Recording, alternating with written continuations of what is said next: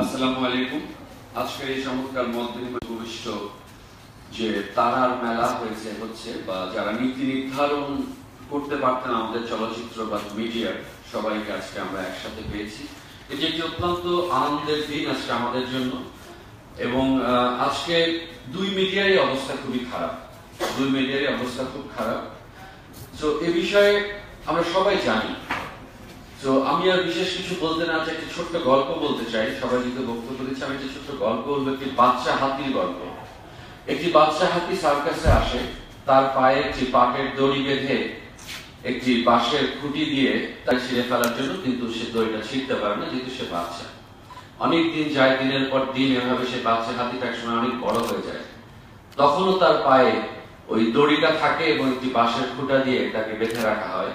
সার্কাসে এক সময় আগুন লাগে, কিন্তু বাচ্চা হাতিটা মনে যখন বড় হয়ে যায়, সে একটু চেষ্টা করলেই দড়িটা ছিঁড়ে বেরিয়ে যেতে পারে, কিন্তু হাতিটা ওই দড়ি পর্যন্তই।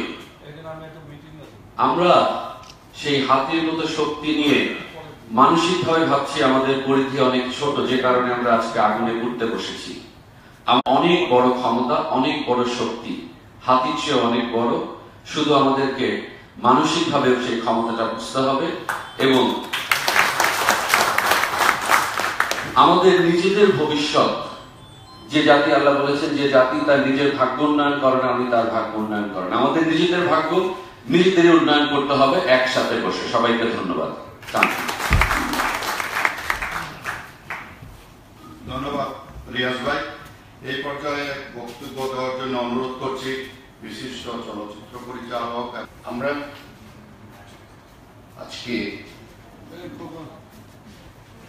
চলচ্চিত্র পরিবার এবং